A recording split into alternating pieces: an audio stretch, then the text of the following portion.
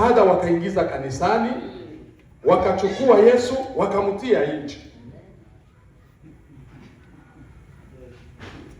Huku Ulaya watakwambia tena utaenda Ulaya.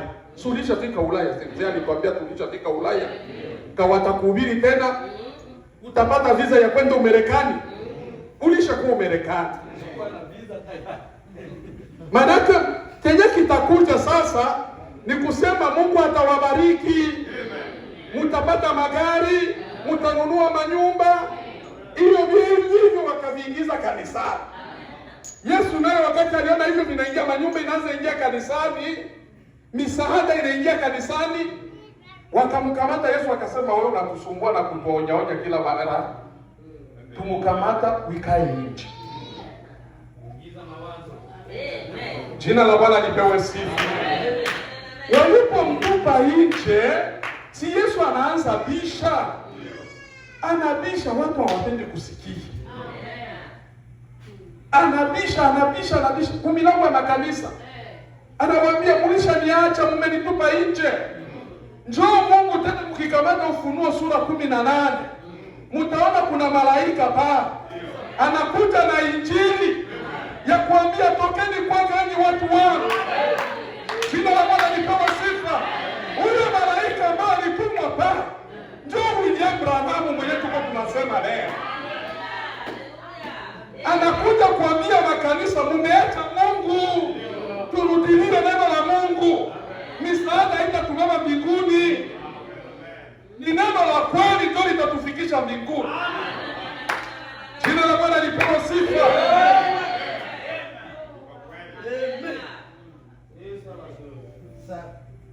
Njoo maana Mungu akamtuma. Akasema wewe waonye. Watoto wangu wameikaa kule wanafungwa na misaada. Watoke kule. Wengine wanafungwa na mafundisho ya uongo. Waondolewe kule.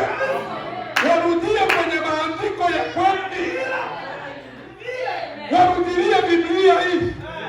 Tumekuja kurudishwa kwa hii Biblia. Kwa ile imani wakina Petro walikuwa wanatembea nayo, wanafika nafasi watu wanaona Mungu. Tu leo tutasema mambo ya watu waone Mungu ndani yetu. Unaona Petro alikuwa akitembea, hata asiseme tu, watu walikuwa wanamwangalia, wanasema huyu ni Mkristo. Lakini leo watu wanajiita wenyewe. Mnifuate vizuri. Leo watu wanajiita wenyewe wa Kristo kwa maana ameenda kanisani kutimiza lile lenye Isaya alisema. Isaya alisema katika siku za mwisho wanawake hawa 7 watatamani mwanaume huyu. Huyo mwanaume ni nani? Ni Kristo. Watasema tuombe tu jina lako, lakini tuendelee kuishi kisi tunapenda. Jina la Bwana lipewe sifa. Ndio maana Mungu akatuma Abrahamu kama alivyotuma Yohana. Unaona Yohana alitumwa ilikuwa wakati Mafarisayo nao waliacha Mungu. Wakati Mafarisayo waliacha Mungu, Mungu alienda kuchukua Yohana kwenye alikuwa. Akasema Yohana, wenda haraka. Watu wanaumia kule. Walishakuwa na injili ya vitu makanisani, mlete masadaka. Mkuja kulipa, unafanya dhambi wanakuambia lipa. Na mpaka leo kuna makanisa nafanya wanataka kuombea, bariki kwanza mchungaji. Maombi ya baraka. Bariki kwanza. Aliko neno la Mungu. Sasa hili neno linakuja kuonyesha watu kwamba hao wenyewe wanafanya hivyo. Wamekwisha kwenda nje ya neno la Mungu. Tukutie kwenye neno la Mungu. Yesu alisema nini? Tulipokea bure na tupewe bure. Usema tunaupata bure. Jina la Bwana lipewe sifa. Yohana akakuta balisha fanya na soko kanisani. Hata waulize, nyinyi mnafanya soko kanisani hiyo injili mlitoa wapi? Hakuna. Hata Musa hakuwafundisha mtie soko kanisani. Jina la Bwana lipewe sifa. Akaanza kuwaonya. Wakamwakia hasira. Yule mwanamke akaenda kumchongea.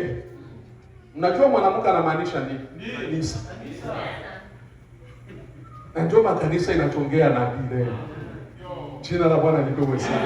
Mwisho waliua Yohana. Lakini Mungu akasema sijanyamaza, nitakuja. Si alishaandaa njia. Jina la Bwana lipewe sifa. Yesu alipokuja aliwakuta wako mule soko kanisani. Wanaendelea akawaambia, mbona mnafanya hekalu la baba yangu kuwa nini? Watu wanaanza ishi. Wanawake wanakuja kisi wanapenda, wengine wanakuja migongo yote wasi. Wengine tumbu zote wasi. Na wachungaji wanatosheka tu, wanalipa cha 10, wanalipa na sadaka, hawawezi kukemea hilo. Jina la Bwana lipewe sifa. Ndio maana Mungu akaona ya kwamba sitaacha watoto wangu wafie mwa hizo kanisa. Hata niwatumie nabii wa hiki kisasi na ile sauti ambayo ilitembea. Mkisoma, tusomee frere. Ufunuo sura 18. Anzia wewe haraka ndugu. Hatuyasoma neno, asome tu. Hii tuko 18 tunasoma kuanzia 1. Anzia pale juu. Neno la Mungu linasema, baada ya hayo sikiliza vizuri. Naliona malaika Yohana akishuka kutoka mbinguni. Huyo malaika alitumwa na Mungu kutoka mbinguni, mwenye mamlaka kuu. Na alikuja na mamlaka kuu. Tulia ndugu. Hii mamlaka yenyewe alikuja nayo. Ndio maana mliona maishara mingi ilifanyika muhuduma ya ndugu Branham. Jina la Bwana lipewe sifa. Angepaswa kuwa kukonvekre wale wa Pentecost. Bajue hii ni kweli. Ilibidi kitu zaidi ya kile walichokuwa nayo. Amen. Ndio. Unafikiria sio kutoka kule ilikuwa ni mzaa? Afe kutabiri wanatabiri. Ya kweli. Kusema kwa lugha wanasema. Ya kweli kabisa. Lakini ilibidi kitu zaidi ya hicho. Amen.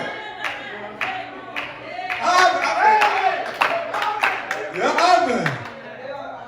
Amen. Habata mbocho. Iko mama yetu tunaposhwa Rwanda. Ndio maana tunapaswa kuwa juu.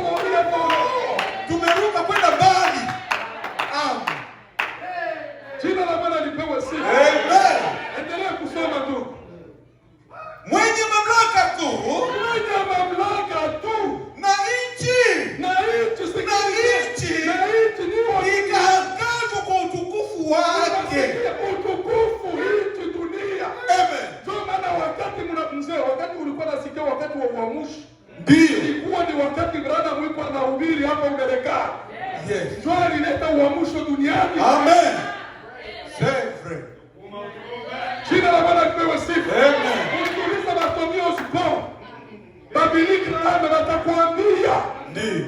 Wengine mpaka Babiliki Graham anakwambia tuliona Yesu na macho. Ndio. Na ndio maana walianza kuabudu Branham. Amen. Walifikiria ni Yesu. Amen. Akawaambia hata Yohana alipoona Branham alitaka mwabudu. Ndio. Kweli kama mfunuo. Ndio katika maombi. Akamwambia hivi, hata usifanye vile. Na mimi ni binadamu kama wewe. Amen. Amen. Jina la Bwana lipewe sifa. Amen. Mwana wamenishimu kwete nashanti sema. Amen. Amen. Nasikia kama nitaweza anza kukimbia huko. Amen. Jina la Bwana lipewe sifa. Ndio. Jina la Bwana lipewe sifa. Ndio. Yohana anaona Branham maombi. Ndio. Anaanza kunja magoti. Akamwambia na mimi binadamu acha simama. Usiniabudu. Jina la Bwana lipewe sifa. Amen. Na ndio maana mliona maswali na majibu wanasema hivi. Wenyewe wanasema mimi ni Yesu. Hawako mbali na kweli. Ndio. Amen. Ndio. Hawako mbali na kweli. Mnajua juu ya nini? Ndio. Yesu alikuwa anasema ule mwili juu ya kurudisha watu wake kwake. Amen. Endelea kusikia sauti, msikie sauti. Akalia kwa sauti kuu. Akalia kwa sauti kuu. Akisema, umeanguka. Soma na mulisikia Branham alikuwa anaambia, ewe Babiloni. Umeanguka. Umeanguka. Umeanguka Babeli. Umeanguka.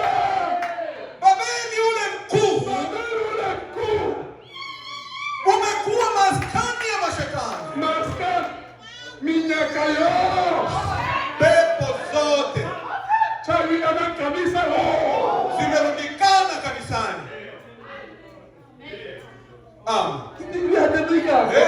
Minyaka yose. Pepo zote. Shikalata homo. Hakuna moja imebaki. Yose ile kanisa. Oh. Zizi lote. Na watu wanaendelea kumwabudu Yesu Kristo. Wakifikiri wanamwabudu Yesu.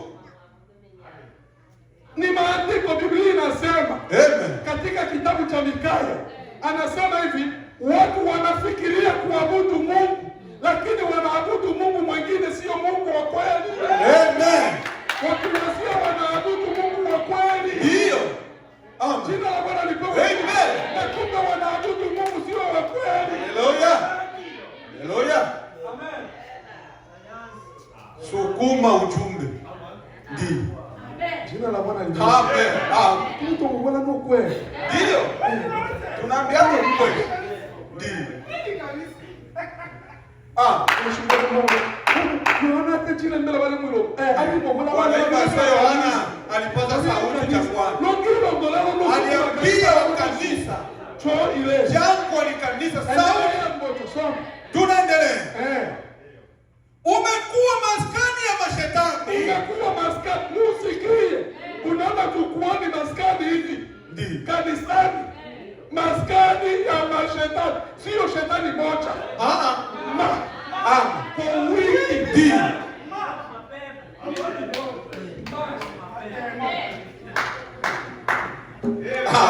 Ndio maana wakati mama anafukuza Mungu, kanisa linabakilia kujini sana. Amen. Hivyo kwa kitu kimoja kitakuja kukomboa Mungu hapa. Ndio. Wakati Mungu alikuwa, hakuna Mungu, uchawi unaingia. Jina la Bwana lipewe. Amen. Fitina inaingia. Ndio. Sasa yeye anataka kuwa mchungaji, yeye tu ndio atakuwa mchungaji juu ya nini? Si na mimi naweza kuwa mchungaji. Sawa. Baba bosi. Bajane bosi wa kanisa pesa. Wajane wote wa kanisani ni wake. Jina la Bwana liendelea tu. Amen. Na ngome ya kila roho chafu. Sikia, na hilo hekalu hilo ni ngome. La kila roho chafu. Ndio maana tunasikia kule kuua amemwambia kitu. Kutiliana sumu amemwambia kitu. Ndio Mungu haiko. Sawa. Inakuwa ni ngome ya kila roho chafu. Ngome ya kila roho. Abaseme sehemu fulani za roho. Kila manake ukiona tu roho chafu unasema ngome hizi. Jina la Bwana lipewe. Amen. Endelea tu. Na ngome ya kila ndege mchafu. Na ngome ya kila ndege mchafu. Mwenye kuchukiza. Mafundisho ya uongo wanaanza kuwapatia hivi tu utahubiri leo. Hivi. Na unamalizia kwa jina la Baba na Mwana na Roho Mtakatifu. Minyage kwa jina la Tata na Mwana na Mtendo. Pepo azikufi kwa jina la Baba na Mwana na Roho Mtakatifu. Unaombea minyaka ayo. Utaombea pepo miaka yote. Kwa jina la Tata, kwa jina la Baba na Mwana na Roho Mtakatifu. Itabaki na kutizama, inakodoa macho. Yeye ni mdhaifu. Labda ni mmoja miongoni mwetu.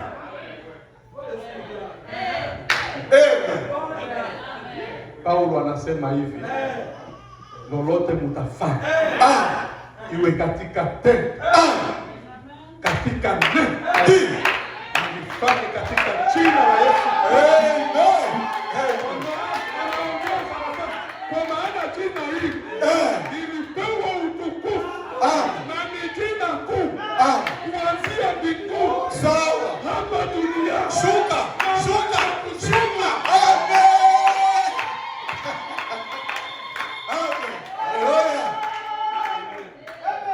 Nilikuwa naambia Timotheo kama kule mbinguni kuko Mungu Baba, mbele ya Yesu anapiga magoti. Kila goti litakutwa. Sawa. Mbele ya hilo jina. Maana mbele ya Yesu, kuko Mungu Baba. Ndio. Naye anapiga magoti. Mungu anaikana hivi. Magoti. Kisha nikamuuliza, Kati ya mwenye anapigiwa magoti na mwenye anapiga magoti, kuwa ni mkuu. Wacha kudanganya watu. Ndio. Amen. Kuna hichi mbele cha watu. Acheni kudanganya watu. Soma ndugu, tumalize tuingie mada hii. Kwa kuwa mataifa yote wamekunywa mvinyo ya ghadhabu ya uasherati wao. Wenda haraka kuine. 4. Kisha nikasikia sauti nyingine kutoka mbinguni. Ikisema. Tokeni kwake. Sisi tulitoka. Amen. Wakati nilisikia wanadada, tokeni huko. Amen. Nikasema, kumbe ni hivi Lobelo. Ndio. Ulewa alakamu. Hakuna kurano. Ndio kabisa. Mwa wakuto Lobelo. Kwenda unakimbia. Naweza kufa. Amen. Jina la Bwana lipewe sifa. Amen. Na hiyo sauti ndio yenyewe kwambia tutoke. Bwana mtu. Ndo chikoti. Mzee hiyo inadotwa wacho kwa dechwa. Huyo ndiye nabii tumekamisa.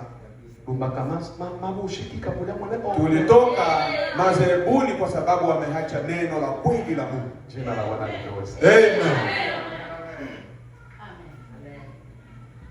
Hii ni chai ya asubuhi. Ndio.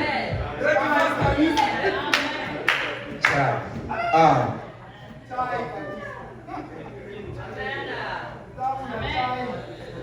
Jina la Bwana lipewe sifa. Amen. Tukisoma Abrahamu msisumbue.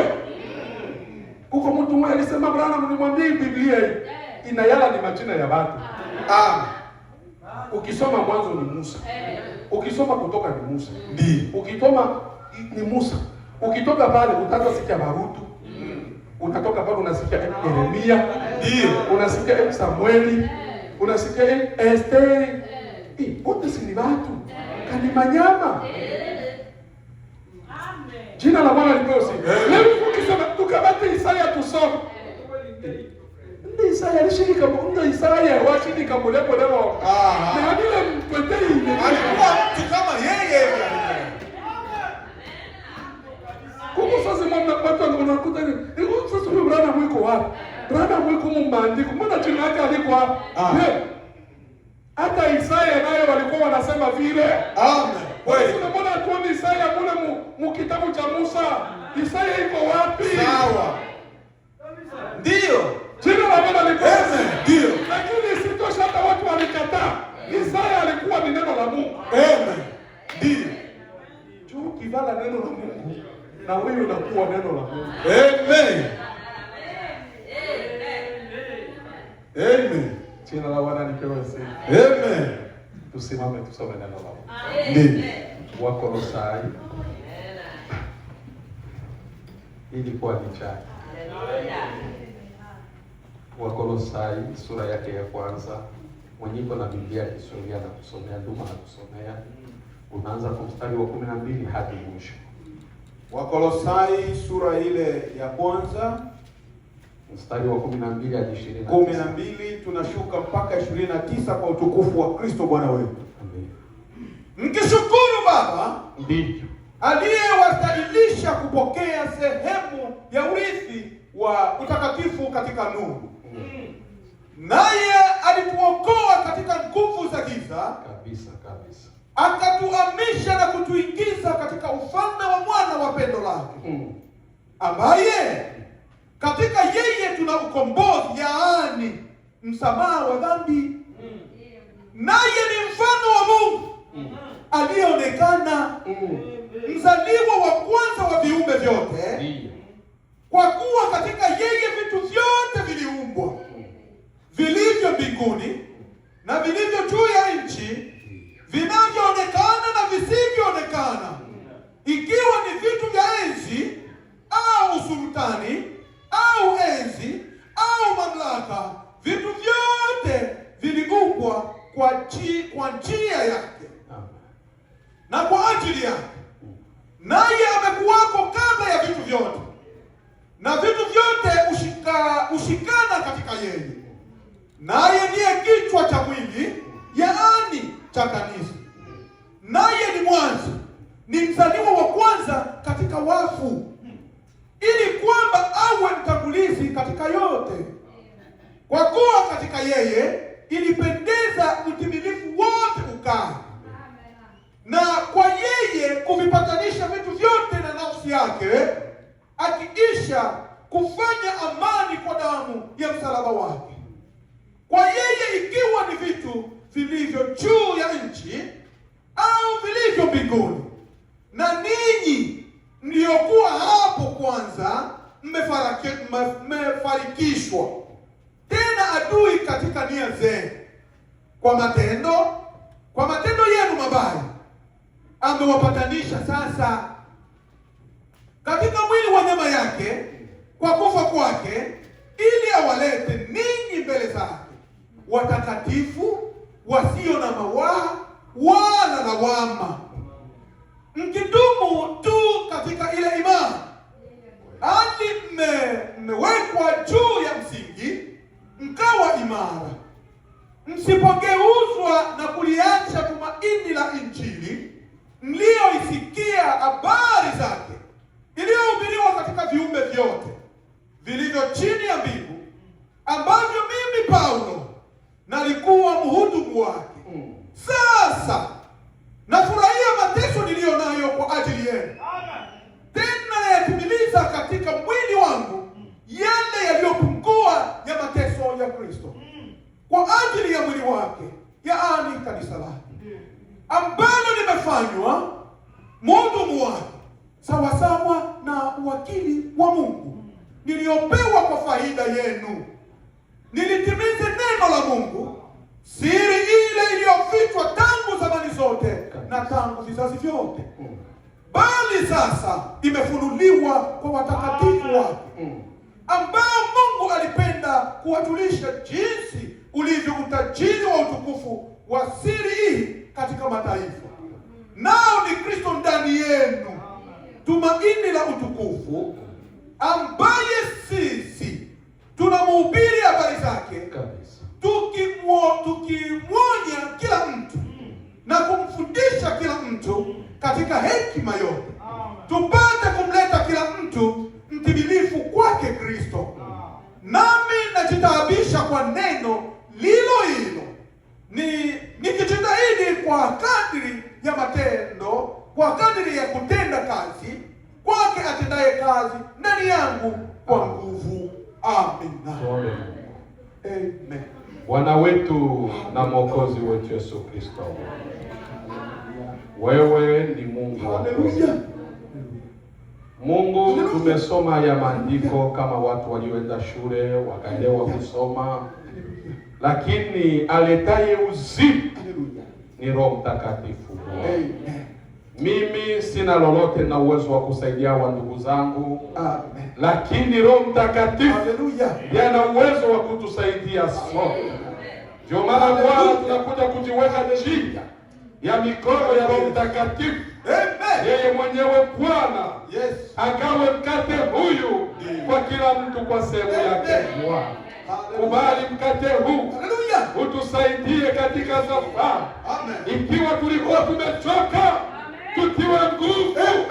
Ikiwa tulikuwa tumekata tamaa, tusikie matumaini kurudia katika jina la Yesu Kristo aliye hai. Bwana, basi Mungu utakase kila mmoja wetu. Tunajiacha wakfu mikononi mwako. Tunafukuza mapepo, mawazo ya huku na huku, yote yondolewe miongoni mwetu katika jina la Yesu Kristo. Wagonjwa wapone, wenye kusumbuliwa Bwana na magonjwa sugu ninayakemea, nikiwa Mungu nikisimama chini ya uwezo wako katika jina la Yesu Kristo. Wapate uponyaji. Ndio. Asante Mungu kwa kutafanya hivyo wewe. Wale wasiokuwa na Roho Mtakatifu, ruhusu wapate Roho Mtakatifu kwa siku ya leo Bwana. Na wale Mungu walikuwa na mahitaji ambayo hajapata suluhisho, Mungu kajibu kila mmoja kwa hitaji lake. Ni katika jina lako Yesu Kristo. Amen. Amen. Naweza kuketi. Jina la Bwana libarikiwe. Amen. Jina la Bwana libarikiwe.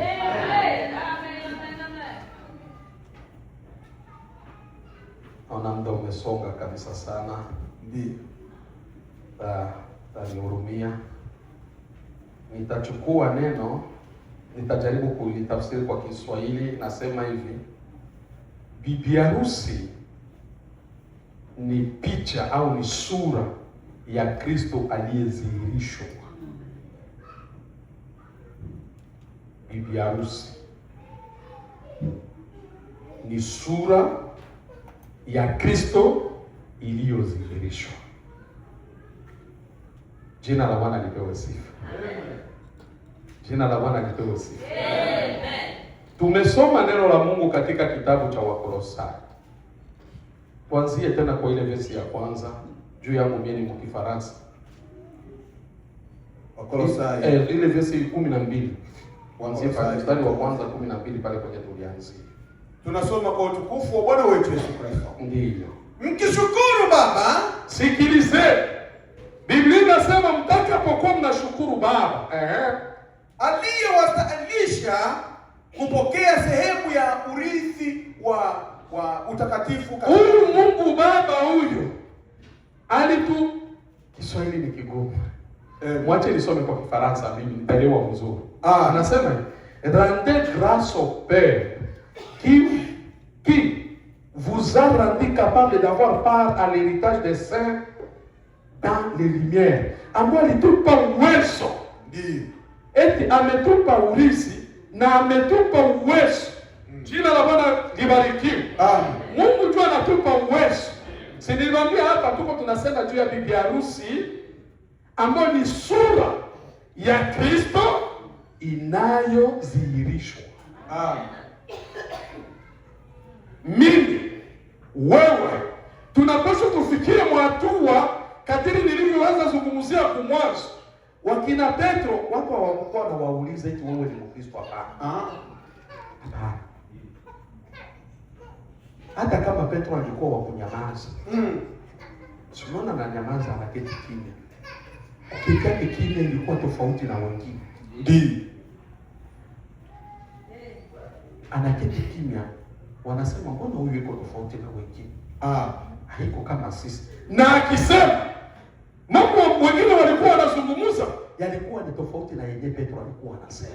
Ndiyo. Jo, watu wakasema huyu mtu ni Kristo. Kristo inamaanisha nini? Jina la Bwana lipewe sifa. Amen. Tunaanza soma nabii sasa. Ndiyo. Tulikuwa tunasema tunaanza soma nani? Nabii. Amen. Tuyue kwanza Kristo ama Kristo inamaanisha nini? Jina la Bwana lipewe sifa. Na kila mtu akijichunguza huko ndani, ukiwa nafanya hivi unaangalia hapa, kanilisha kuwa Mkristo ama sijakuwahi kuwa Mkristo. Ndiyo. Na wewe usikuye kuwa unaketi kanisani na hujawa Mkristo, fanya nguvu uwe Mkristo. Amen.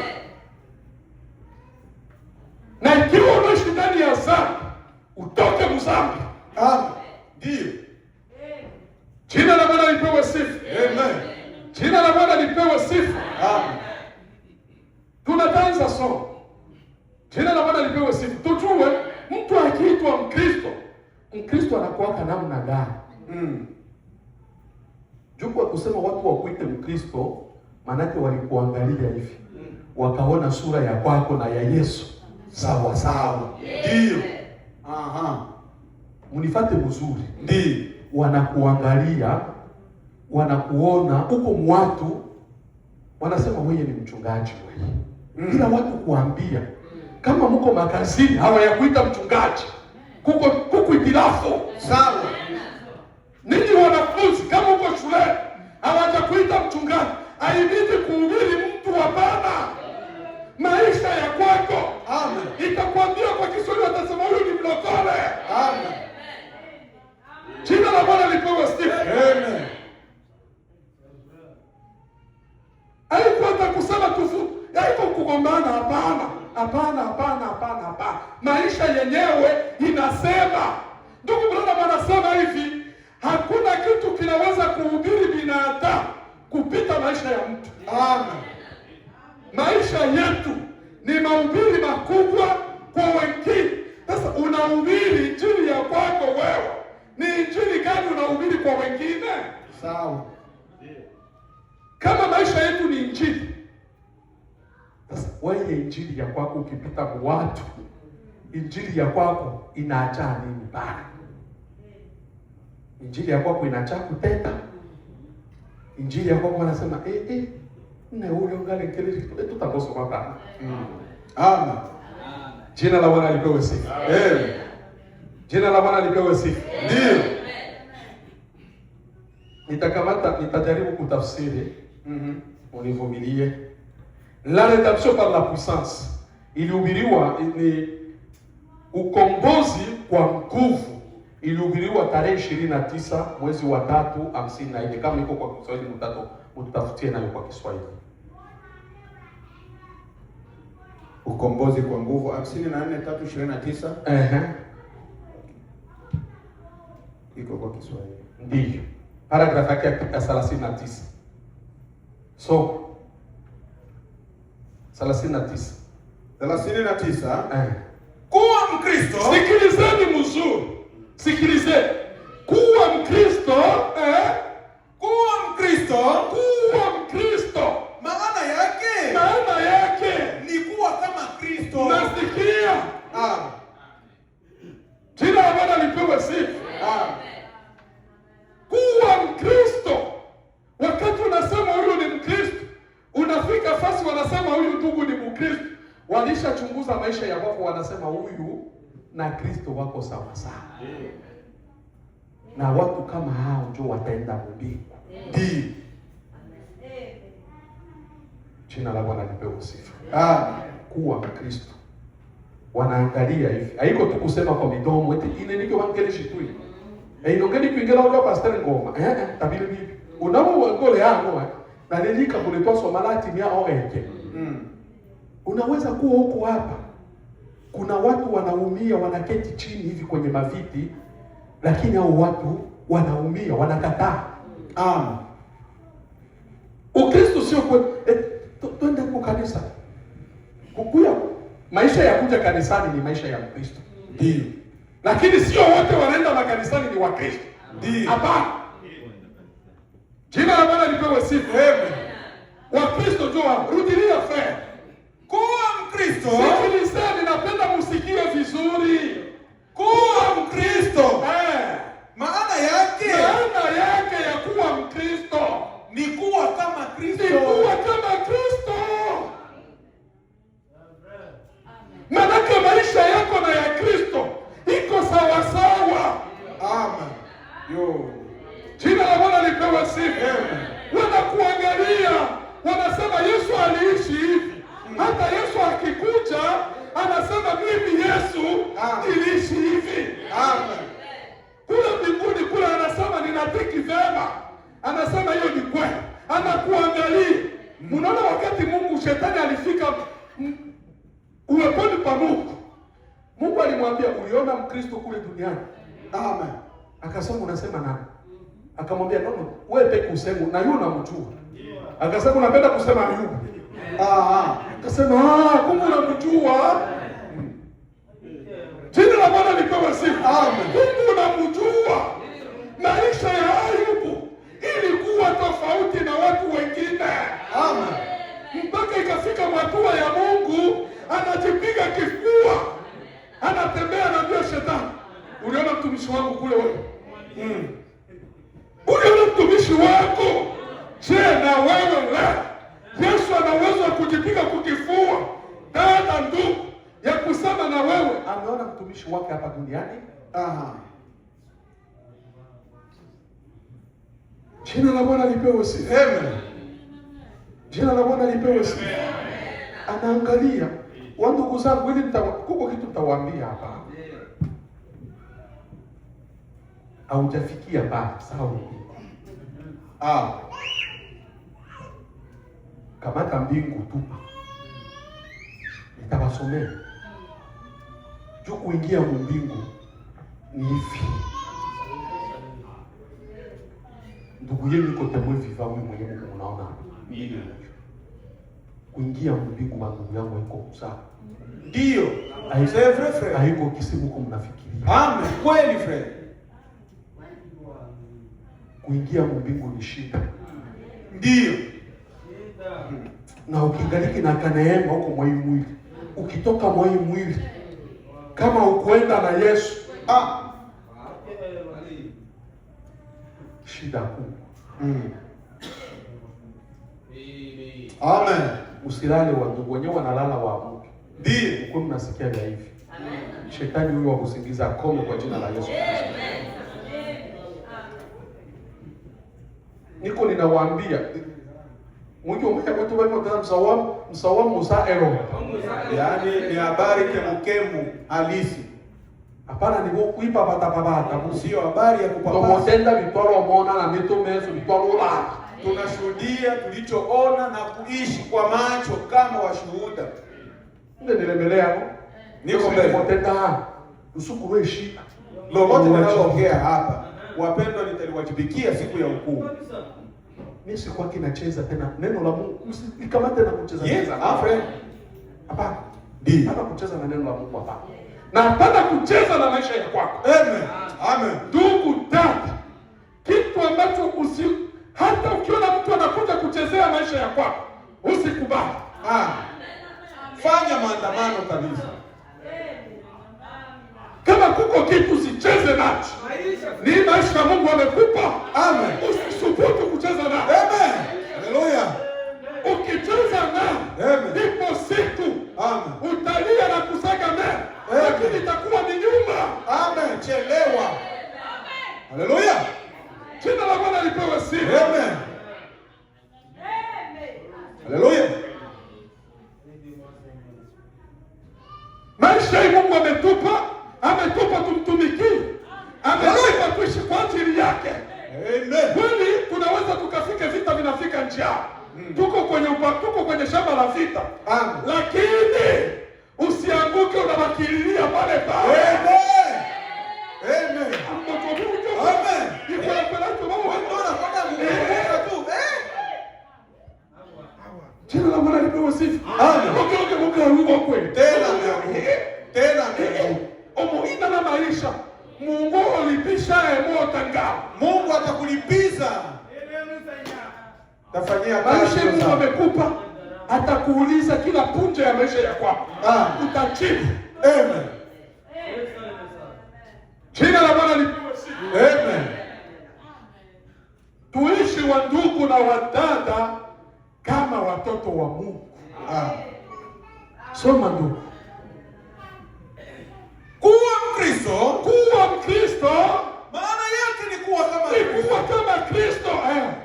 Usiende mahali, usiende hata kwenda nafasi unasikia mzee, hata kwenda nafasi tu unasikia unaelewa nafasi nikienda pale nitaenda kuanguka kule. Anasema nini nabii pale? Usiende mahali popote. Usiende mahali popote ambapo ungependa kuwapo. Ungependa wewe, unajua wewe dada na ndugu, unajua nikifika hiyo mahali Yesu akikuja sitapenda nikute pale. Usiende kule. Soma friend. Ungependa kuwapo kama Kristo angekuja. Kama Kristo anakuja kukute hapo. Hapana yao. Amen. Jina la Bwana lipewe sifa sana.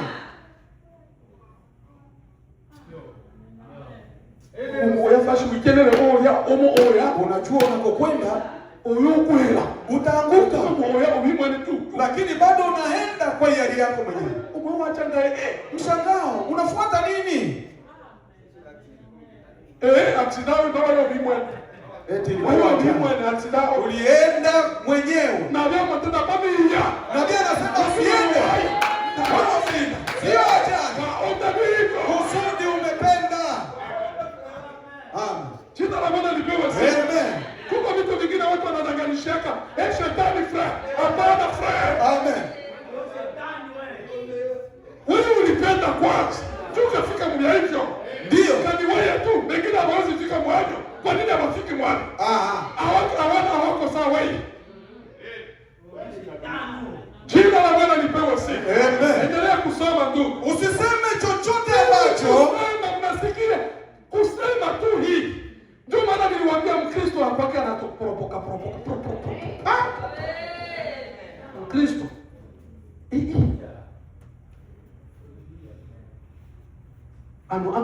amo kambani mkile chipiko kambani anaketana.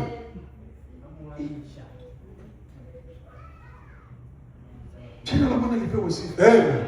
Amo chimba bado anadanganya, ubo chimba bado mdanganyifu. Ule kelele aya hata ngutu itamumilo. Ngoja ile mkala moto lipitishwe kidogo. Njoo kwa Yesu. Tulikuwa na mtu mmoja mgari jana. Banamuita kusimu. Yeye niko kuvona. Banamuita kusimu. Anaanza sema bongo. Nikageuka nikamwambia, we, acha vile. Unafikiri ngapi yule mtu kweli atakuua? Sio, usimwambie kweli tu. Aujue. Uko anasema unawazia nikabomoka kidogo. Mimi nitakukwamisha utaingia Mungu. Kale kabomoka kidogo katakukwamisha. Namwambia bana, hata kuua ni ndugu yako. Unafikiria atakuua ukimwambia kweli? Hata kuua. Mwambie tu tulichelewa kidogo, tunakuja. Danganya. Chakudanganya. Yuko anaanza kudanganya hivi tuko mtrafiki na hatuko mtrafiki. Amen. Ule ichimba, acheni kudanganya. Niko ninasema nina uchungu. Ninajua lenye niko ninasema. Shetani iko mwerevu sana na ni mbaya. Atakuambia ufanye vile lakini anakukamata pale. Kisha anakuletea na haya ya kutubu. Sio kama hajata kukamatia haya. Ndio. Anakushika na haya. Utaenda kutubu uongo. Na msisahau kama ulimwengu ulifika hivi. Sasa ndio ulifikishwa ulimwengu. Ni uongo. Amen.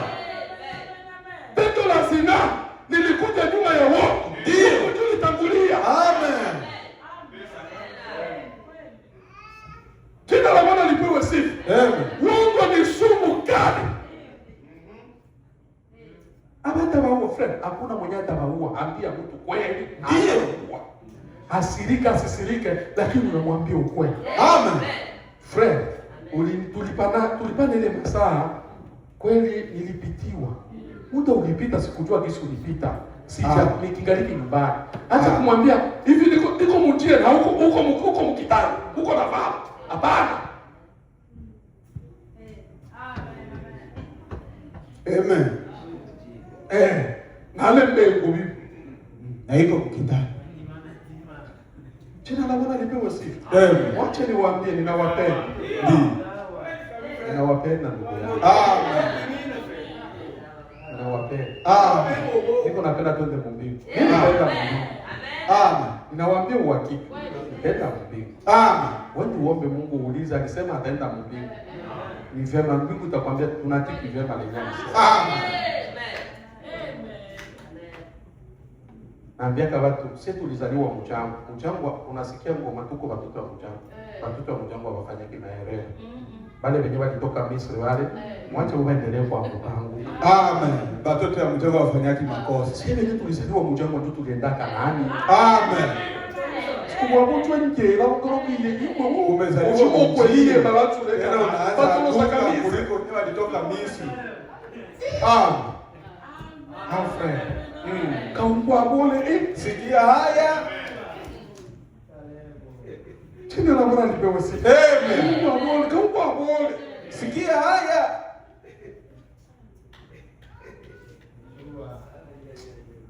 Soma tu. Usiseme chochote ambacho ungependa kusema. Wakati Yesu atakapokuja. Sema hiki. Sitafurahia Yesu akifika nikute niko ninasema hivi sipendi. Funga kinywa. Ndio. Kama unaona unatasema bongo kwenye telefoni, usijibia pele. Amen. Ukifika kule unaambia ndugu, niliona apele ya kwako. Lakini niliona nikijibia ningedanganya. Nikaona nisijibie. Lakini niliiona. Jina la Bwana lipewe sifa. Amen. Uende tu, usijibu. Fika pale umwambie ndugu, unihurumie. Kwani uliniita? Nilikuita. Ndio, uliniita, niliona uliniita. Usije sema ukuona tu utasema bongo. Ndio. Ulishepuka kusema bongo. Usiende sema tena nyingine bongo. Mwambie sasa, ndugu, nilikuwa kule, niliona ningekujibia ile saa. Ningeanguka, ningekudanganya. Amen. Chono unihurumie tu ndugu yangu. Niliona nikikujibia ningedanganya, lakini niliona nikuje tu. Nilijua kama ulishaumia, unihurumie. Nilijua nilishakuwa nyuma, nilikosa la kusema. Juu ningesema ningekula kinywa tu. Kuzimu ilikulisha kwa mkili. Amen. Amen. Amen. Kweli kuzimu ashireba. Kuzimu ilikuwa ishayala mkili. Jina la Bwana lipewe sifa. Amen. Jina la Bwana lipewe sifa. Hivi niko nawaambia hapa my friend. Biko maana sana. Ndio. Hivi ndio vinafanya bibi harusi. Kama ulisikia aliitwa mwanawali. Nijua kujichafua, mnafikiria kujichafua nini? Hivi anafanya hiki. Sisi tuko wanawali, hatupaswi kujichafua. Tuko bikira. Amen. Sasa wewe unasema uko bikira na kukinywa kuzimu njugu inatoka kukinywa. Sio ni hatari. Jina la Bwana lipewe sifa. Amen. Kusoma tu. Usifanye chochote kile ambacho ungependa kufanya, ungetaka kufanya wakati Kristo atakapokuja kufanya. Washukuru frera ya hoteli na mzee. Dada ameenda hotelini na binti na mwambaka. Dada ameenda hotelini na mvulana.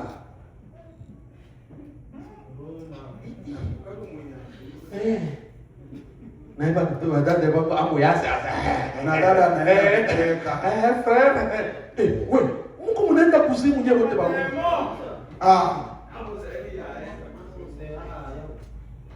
Wewe na ukitoka mwili mwenyewe hapo, si ulikuwa naambia shetani koma shetani kwa jina la Yesu.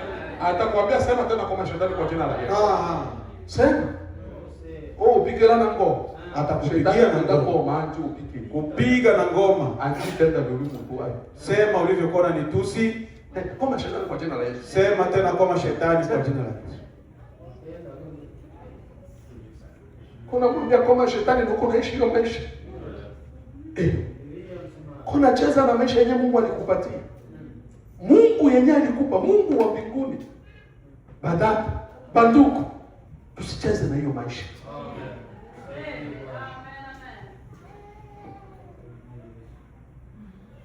Sema, endelea ndugu.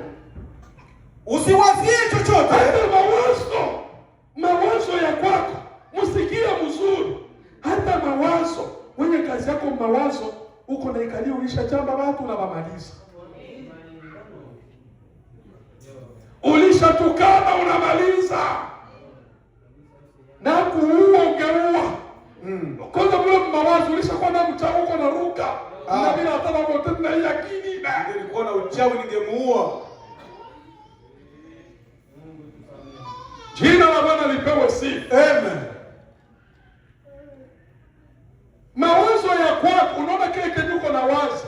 Mwache nikwambie wewe, ukitoka mwili haiko tena mawazo. Kama ulikuwa na wazo ulikuwa unachoma mtu kisu, utaona uko na kisu mbikono, uko na unachoma ule mtu. Kama uliwazia ni bunduki, utaona uko na bunduki mbikono. Jina la Bwana lipewe sifa. Tuna niko na wade, usicheze na maisha. Maisha haiko kucheza nao. Jina la Bwana lipewe sifa. Mungu anatuita tuwe mfano wa Kristo. Maisha yetu isiirishe Kristo hapa duniani. Amen. Kristo asingewasia mtu kibaya. Ndiyo. Yeyote aliyekuwa na Kristo ndani yake hajawahi kulaumu yeyote yule.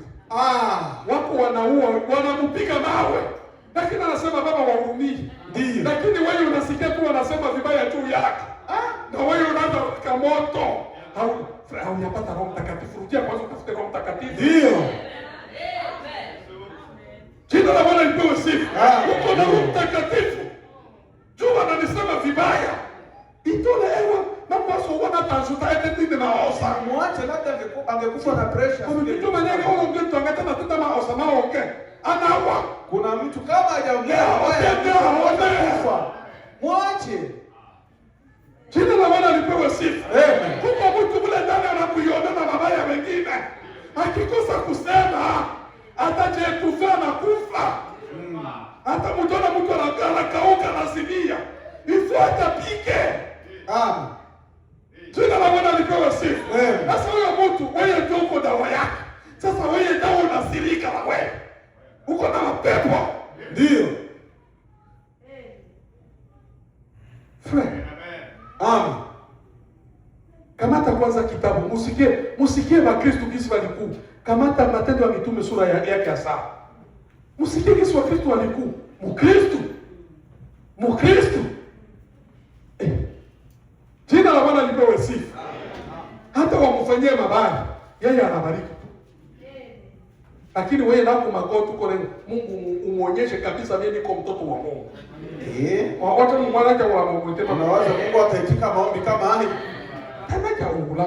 Hawezi kujitengana no macho. Soma to. Unaenda kupoteza muda bure Wazee wale fungua kwa macho ya mabili. Ale wabuto wangu kuyaba kwa macho. Wabuso bena ndio mnabi. Tutasoma kwenye nabii. Umemuona tuna mtema wasoma. Unakwenda magotini na roho chafu. Mungu alochea winde inangende bebebe nini. Mungu atamuonyesha kama mimi ni mtoto wa Mungu. Mungu muonyeshe. Yesu tatu ile bibi atalomo. Bwana Yesu amfanye jambo hilo. Anza kwenye 54 nafikiri. 7 Matendo ya Mitume 7:54. 54 Matendo ya Mitume, neno la Mungu linasema. Ndio. Basi waliposikia maneno haya wakachomwa mioyo. Wakati hivyo huyo mwenye anafungwa pale huyo. Stefano huyo. Biko anamshambulia na maneno.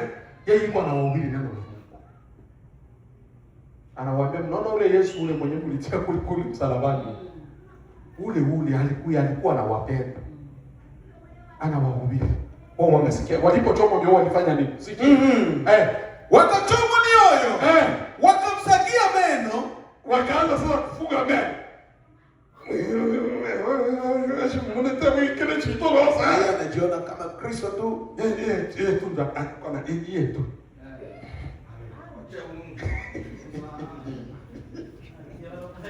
Na kwenye mtoto wa Mungu yuko banasaga meno, yeye anaendelea kuwapenda. Jina la Bwana lipewe sifa. Mbinguni kuna ingia ni upendo wa ndugu zangu. Huko upendo mbinguni. Niko nawaambia kweli. Friend, au ile upendo ni kuku hapa duniani. Sio, labda uko umejaa kabisa Roho Mtakatifu wa friend. Pendo ni kumbiko. Kuko furaha yenyewe ina mwisho.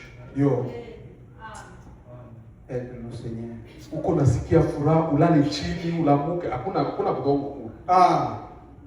Aishi. Ele moke kyo memo fuyu inosa. Ndio na makelele tu. Washo ungenganya na huyo kona uzima wa milele mpaka ndio nafikiri kuharibu uzima wa milele kwa mambo ya ananiwazia mubaya. Friend, ule dada ananiwazia mubaya, friend. Ili nikoseshe uzima wa milele. Mwacha wazi. Na kama alikuja kutubu, mhurumie. Ile hema ya Mungu ile Mungu. Hao wewe wenyewe wanakuja kutubu ni watoto ya Mungu. Unafikiria na shetani wanakoza wanatubu. Bado tikatalia. Nasema tikalia hivi vya kwangu nitaenda kala mkanisa. Na anatusaidia kuimba. Sema kora wanisaidia kwa Musa kuimba. Ndio. Tuimbe, anakuja tuimbe friend. Tunaimba kwa kema yake tulipokuwa challenge tu baba anatusaidia. Tumebarikiwa. Soma. Lakini yeye akijaa Roho Mtakatifu akakaza macho yake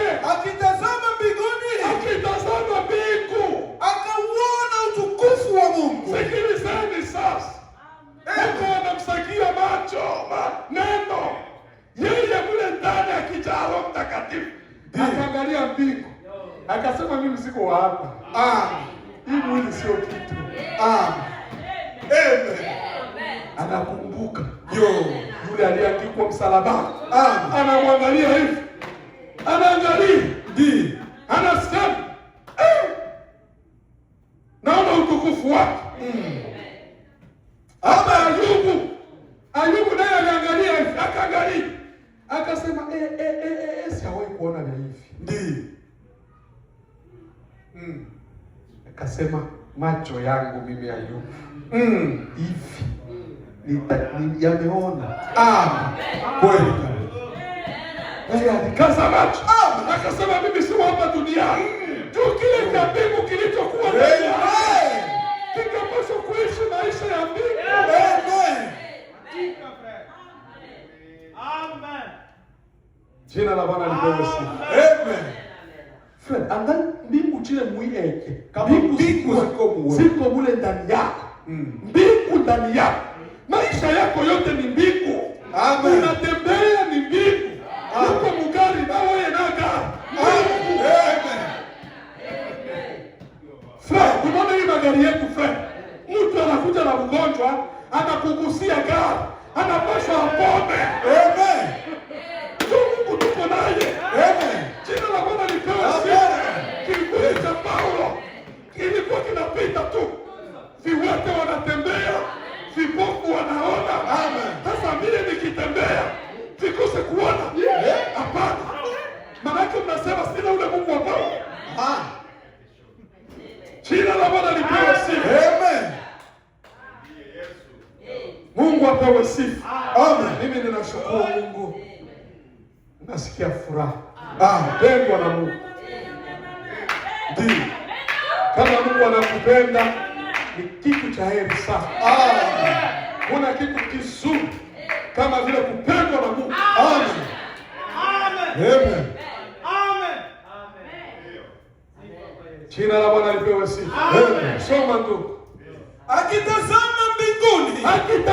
mbinguni, akauona utukufu wa Mungu. Na Yesu akisimama upande wa mkono wa kuume wa Mungu. Na Yesu alikuwa amesimama. Amen. Ukisomea wengine wanasema unasikia Yesu alikuwa anasimama kwenye mkono wa kuume.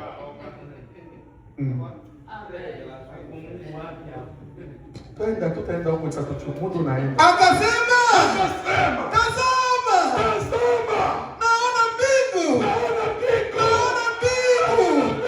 zimefunguka, na mwana wa Adamu. Sikia sasa. Amen. Na mwana wa Adamu amesimama mkono wa kuume wa Mungu. Na mwana wa Adamu naye anasimama mkono wa kuume wa Mungu. Haleluya. Amen. Jina la Bwana lipewe sifa. Amen. Iko anasema hiyo maneno na iko anapigwa mawe. Ulisikia alikuwa na wadi watu. Iko anasema mnaula atola wao. Robaka kwa uiba nyongo. Sahani nosa. Amebeba tu sahani. Hawilo dolari ombi. Ameiba dolari. Umemaliza kabisa. Mwana wa moto awatola. Umemtukana, umemaliza. Jina la Bwana litusaidie. Bwana Yesu Kristo atusaidie. Sura ya Kristo. Hata mtoto anaangalia anasema baba yangu hayakuwa kama Kristo. Anafika mbele anasema baba anaenda kanisa lakini hayakuwa kama Kristo. Chuma zote bana ni wapi? Anasema mama yangu bado iko anaenda kanisa lakini hayakuwa Kristo. Pia tunaona kama mama anafanyaga mwa nyumba. Mkristo afanya kigali. Chukua watu wa nyumbani, mke wangu anapaswa ashuhudie juu yangu. Amen. Anaisha ananiangalia, anasema mume wangu ni Mkristo. Ndio. Na mimi naangalia ninasema mke wangu ni Mkristo. Lazima watoto na wao ndio wanaona hiyo Ukristo ndani yake. Ushuhuda. Ndio. Jina la Bwana lipo. Amen. Kisha majirani nao wanasema huyu ndio Mkristo. Ndio. Pale mtawaona wanaweza kukuuliza. Kanisa wao ni wapi? Tonya visitera benulumu. Tutakuja kuwatembelea siku moja. Lakini wamabuyana kama kwanza. Lakini unakaa majirani. Hakuna siku moja. Kanisa ole ole. Watakuuliza kanisani kwenu ni wapi? Amen. Tubadilike. Amen. Tutoke mwaino. Amen. Jina la Bwana lipewe sifa. Amen. Tuishi neno la Mungu. Ndio. Amen.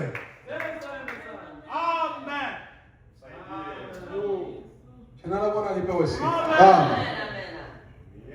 Jina la Bwana lipewe sifa. Amen. Tuishi neno la Mungu fresh. Hili neno ni tamu. Ukipata Roho Mtakatifu ni tamu. Roho Mtakatifu.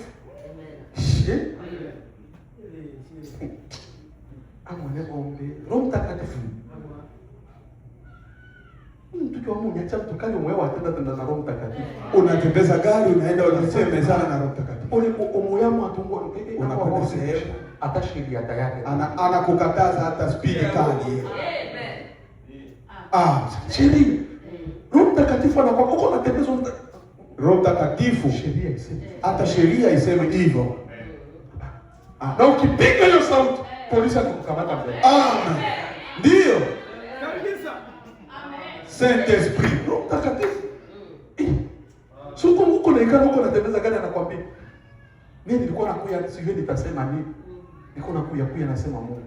Mimi nilikuwa napenda niwatokelezee surprise tu nifika huko kanisa. Pastor ananiita ananiambia, "Oh Fred, ujiandaa." Na Roho Mtakatifu anakuwa anasema watu. Amen. Amen. Huko natembeza gari. Huko nasikia Roho Mtakatifu anakuambia. Si Mungu yuko.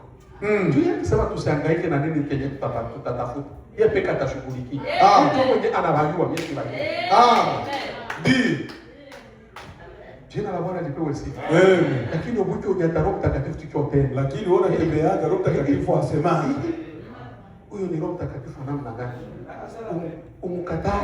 Roho Mtakatifu mwenyewe asema useme Mungu. Huyo haiko Roho Mtakatifu.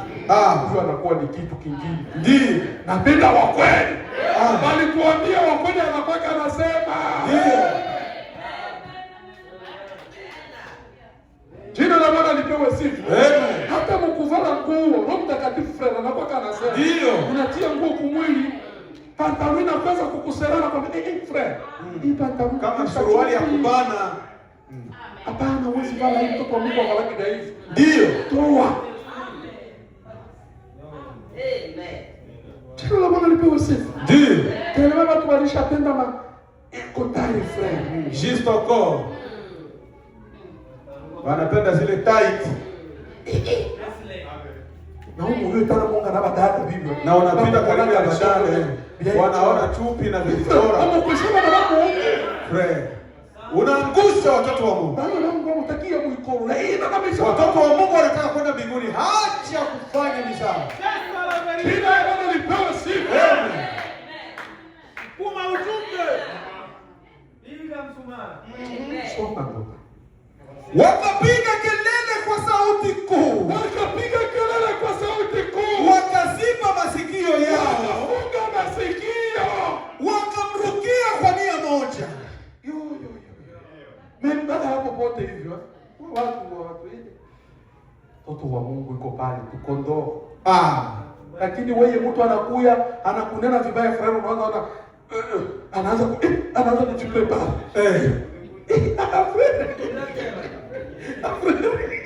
Usuwa unataka kugombana?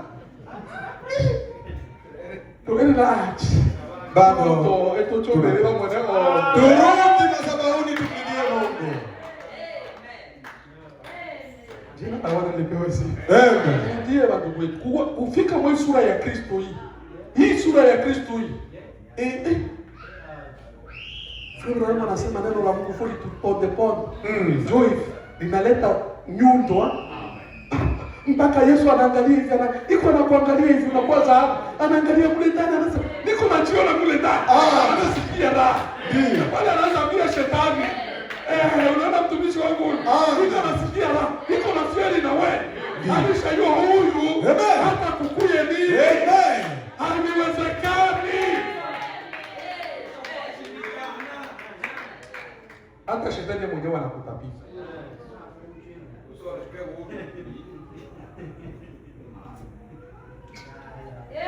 Jina la Bwana lipewe sifa. Soma ndugu. Ndiyo. Sitawachukua tena muda mwingi, nishawachukua muda mwingi. Wakamtoa nje ya mji, wakamkamata, hawakumaliza, wakamkubaza nje. Na ile kama wanasema kutoa, alikuwa eti wanamwambia kutoke pale. Walikuwa wanamkokota. Sivyo kama wanasaga meno? Ndio. Unafikiria mtu mwenyewe kwa kusagia meno atakuya hivi, yuko anakaa pole pole? Hapana. Ndio. Biko wanakunyangula hapo miguu ifike chini. Na wengine biko na miti, biko na kupiga. Ndio. Ukome wewe. Jina la Bwana lipewe sifa.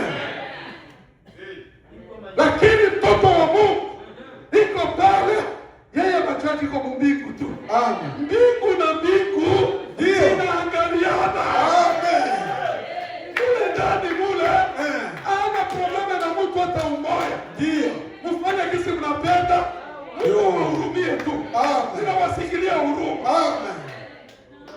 Lakini wewe unaanza sema napo kaburi, hatuwezi onana tena.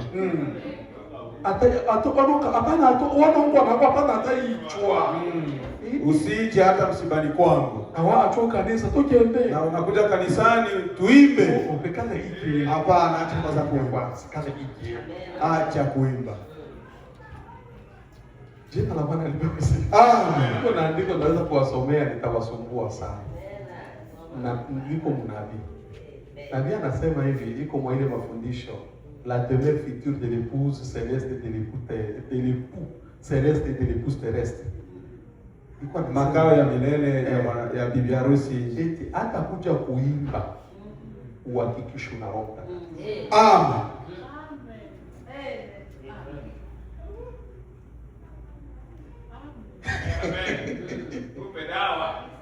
Dawa uhakikishe na roho. Amen.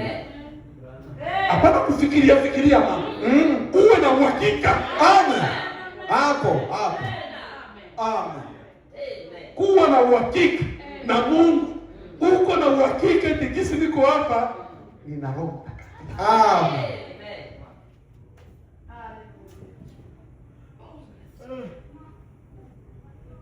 Kana wana kidoze. Msilale bandugu yangu. Ya hivi shetani mule ilala mbe Mwache kulala. Kacha utoke mimi. Tunangojea nini?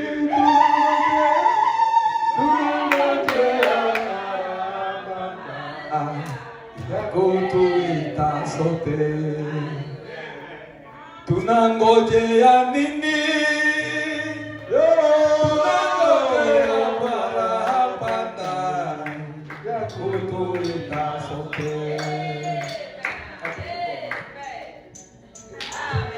Tunangojea nini? Tunangojea parapanda ya kutuita sote. Tunangojea nini? Tunangojea parapanda ya kutuita sote. Oh, tunangojea nini? Tunangojea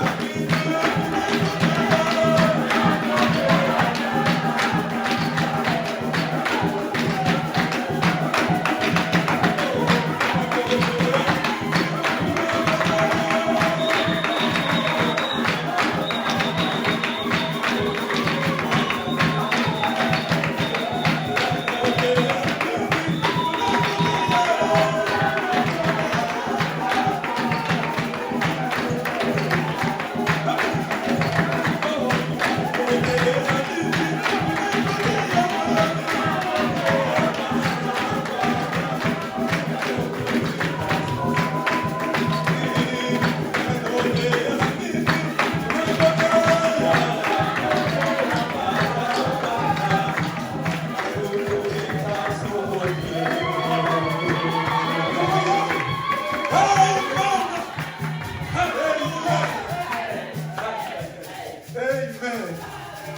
Jina la Bwana lipewe sifa.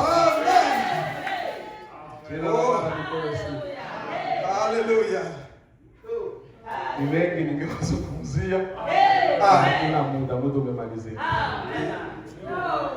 Muda umemalizika. Unipe kama vile dakika 15 10 zisizokuwa na nusu.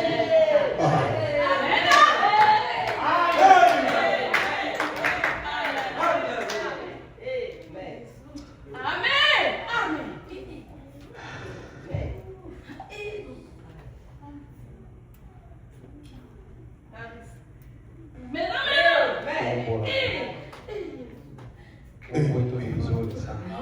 Amen. Mimi napenda Mungu. Napenda Mungu sana. Tumetoka mbali. Dear friend. Amen.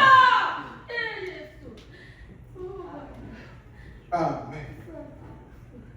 Na Mungu ametusaidia kujua kweli. Amen. Hallelujah.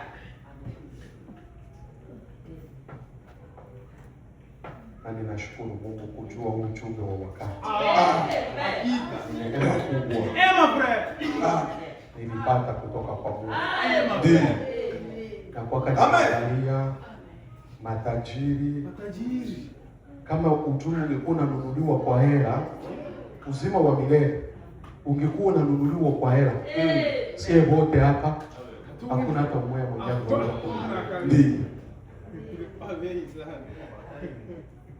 Kwa hela hivi, ungelipa ngapi? Leo labda wakina Elon Musk ndio tungekuwa tunasema watu wangekuwa na uwezo wa kujinunulia uzima wa milele. Lakini Mungu akakuja kupitia nabii Isaya.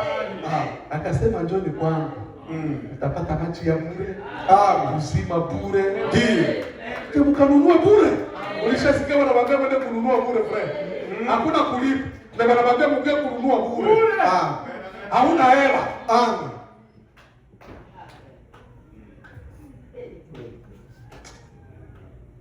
Ninapoka ninapenda huyu Mungu sana. Amen. Bwana apewe sifa. Nitasoma kitu fulani hapa. Muda umesonga. Nilikuwa napenda niwaambie kitu fulani wa ndugu zangu. Na mkazane na mwetu. Usichoke safari. Tuko katika kweli. Wakati ninawaambia tuko katika kweli, niliwaambia tuishi, tunasema lenye tuliishi, Ndiyo. tunasema lenye tuliona. Wengine wanahubiri Yesu mwenyewe hawajui. Wengine wanahubiri Mungu hawajui Mungu ni nani. Ndiyo. Wengine wanapoka wanasema uzima wa milele, lakini ukiwauliza uzima wa milele uko wapi hawajui. Ndiyo. Wengine ukiwauliza mbinguni ni wapi anaangalia hivi. Jina la Bwana lipewe sifa. Dada zangu, ndugu zangu, kaka zangu, usicheze na maisha ambayo Mungu aliwapa.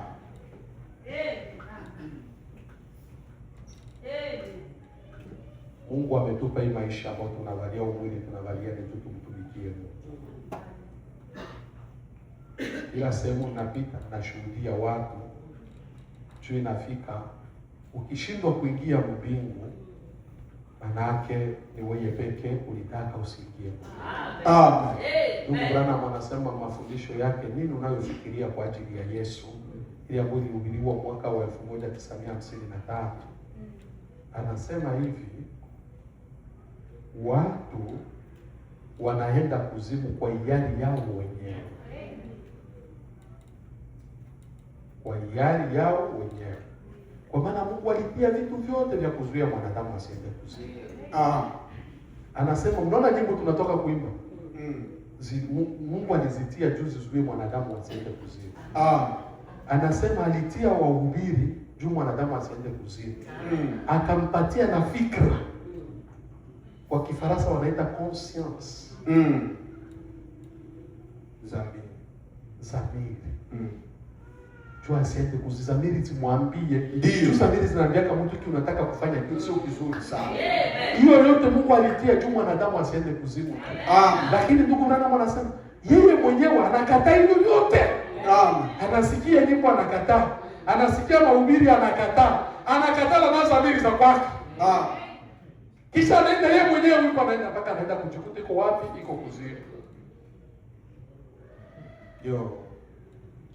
Hallelujah. Jina la Bwana litukuzwe. Amen. Amen. Amen. Tuko mkweli na mwa hii kweli tuliyopata kutoka kwa Mungu, kila mtu anawajibika kwenda. Nimewaambia kuingia mbingu sio jambo rahisi. Kunyakuliwa kisi huku na wazee watu wanasema kunyakuliwa sio kuja hapa kanisani.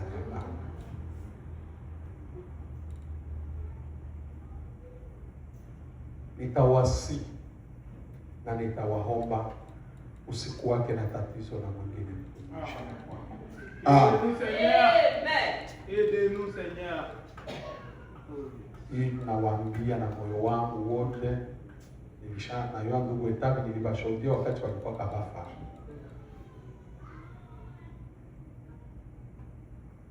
Najua kwenye watu wanaenda.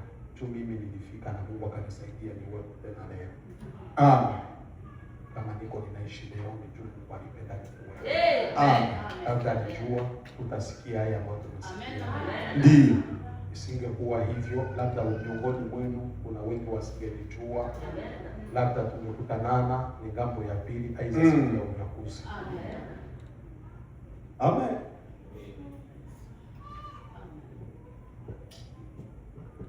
Mwanadamu, Mungu ni Mungu wa haki. Ndio. Mungu ni Mungu wa haki. Mungu hata kuhukumu ya kwamba atakutilia mtu yuko pale kisha anaanza kuambia fulani ulifanyaka hivi. Mungu atafanya hivyo. Unasamba na maisha ya kwako wewe. Kila mtu anasamba na maisha ya kwake. Kila kitu unafanya ujue kuko siku utakijibiwa. Kila kitu unawaza ujue kuko siku utajibu siku ya mwisho. Ukitoka mwili wote tunavalia. Juu ni mimi siambiake ukisema kifo kwangu nilishaelewa kifo haiku yenyewe watu wanaita kifo hapana. Amen. Huyo mtu ametoka tu mwa hii nguo ameenda lakini hafi. Lakini ukienda na dhambi umekufa. Unaweza kuwa unatembea huko humu lakini uko mfu ulishakufa. Wakati hauna uzima wa Mungu wewe uko maiti. Haipo kile kimwili kenye kinalala pale ndio maiti hapana. Kile ni kimwili kitaoza sio maiti ile. Lakini ule mtu mwenye hana Mungu ijapokuwa anatembea hapa duniani ni maiti. Ndio.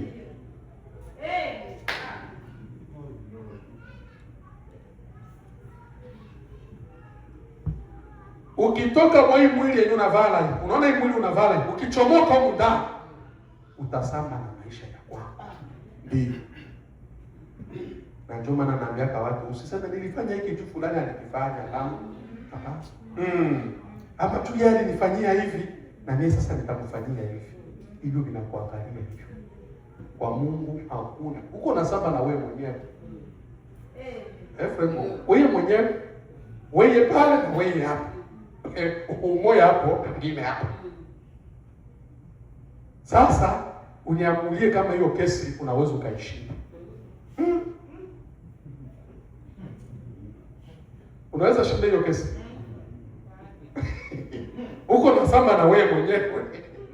Unaweza shinda hiyo kesi? Hautalaumu mtu. Ni wewe na wewe. Uko unajiangalia hivi mimi kabisa. Na unakumbuka kila kitu. Wakati kitu kinacheza, unawaza sasa vile uko na kifanya pale pale. Mungu mnanisikia hivi niko nasema wa ndugu yangu.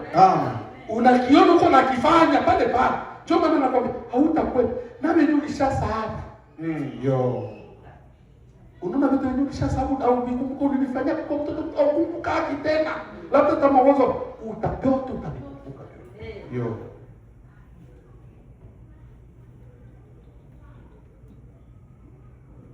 Na ndio maana usicheze na maisha yako. Hii wakati Mungu anakupatia pumzi, anapenda ukamate sura ya kwake. Ishi kama Mkristo na atawabariki na tutaona na mbingu. Jina la Bwana liwabariki.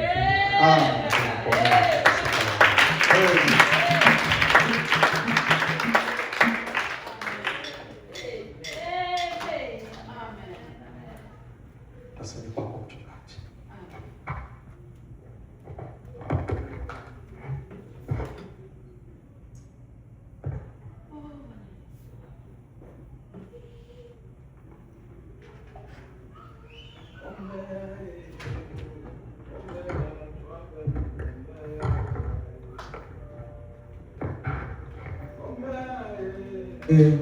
Ombea twabenu ombea ulai.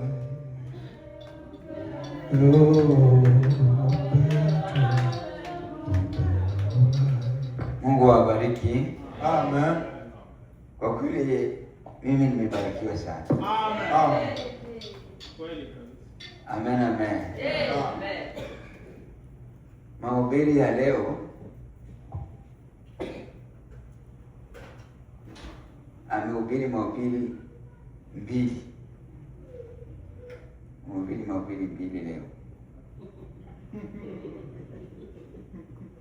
Mahubiri yangu ambayo nimehubiri leo. Amen. Na ya kwako. Amen. Ufunuo 18. Yule malaika ndio ilikuwa mahubiri ya leo. Tulisikia kisa alianza na chai. Amen, amen. Kwa hiyo akamaliza kwanza ile hapo. Ili mesta yubiri tena. Nitahubiri sasa ingine Jumapili. Amen, amen. Alaba kahubiri na ya kwake ambayo Mungu amempatia. Ile ilikuwa ya kwangu. Amen, amen. Kwa kweli ni Mungu ndio mshauri mzuri. Hakuna mtu anaweza kukushauri vizuri sana kama Mungu. Mkristo hakuwake na complain na watu. Kama unafika sehemu au ya kuita pastor au jawa Mkristo. Bado ukiwa mkazi bakiona gisi maisha yako hii, jina ya kwanza kukupatia pastor. Kama pastor na wewe ubaki pastor. Amen, amen. Ni kweli kabisa. Hawezi zificha inapofika kwenye Ukristo. Ndani kinatokaka. Amen, amen. Na hapana kuwa na complain na mtu. Itakukwamisha. Kwa hiyo tunashukuru sana. Mungu akubariki sana ndugu yangu. Mungu akubariki. Amen, amen. Kwa hiyo utakapokwenda kule kuwasalimie wote na huko Buffalo naelekea utawasalimu wote katika jina la Bwana Yesu. Mungu akubariki sana. Amen, amen. Kwa hiyo umehubiri mambo mazito na tumesikia. Amen, amen.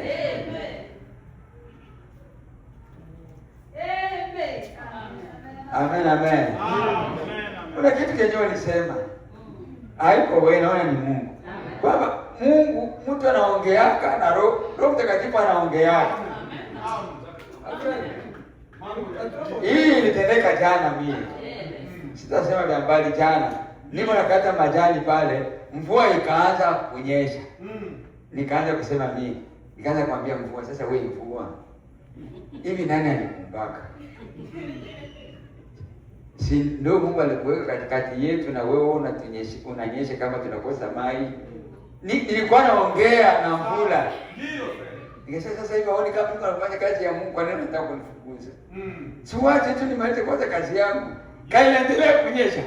Ilisimama iliacha. Iko na masikio. Amen, amen. Unakuwa unasema sauti wengine Bora unasema sana wewe. Na watu wanagonjwa. Hapana, uko sawa. Uko sawa. Tena mtu wa watenga. Lakini akili zako ziko sawa. Amen, amen. Amen, amen. Mungu awabariki sana.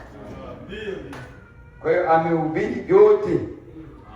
Yote amesema yote. Yote amesema. Amen. Yaani angeliendelea mpaka saa 10 na fikiri. Vingine tukaanza kutapika. Amen. Mwokozi wetu tupa furaha.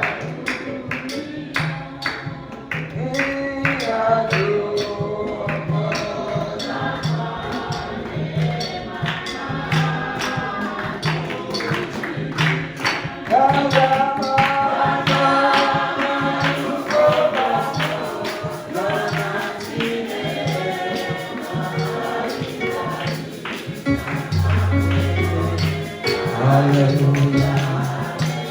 Hallelujah.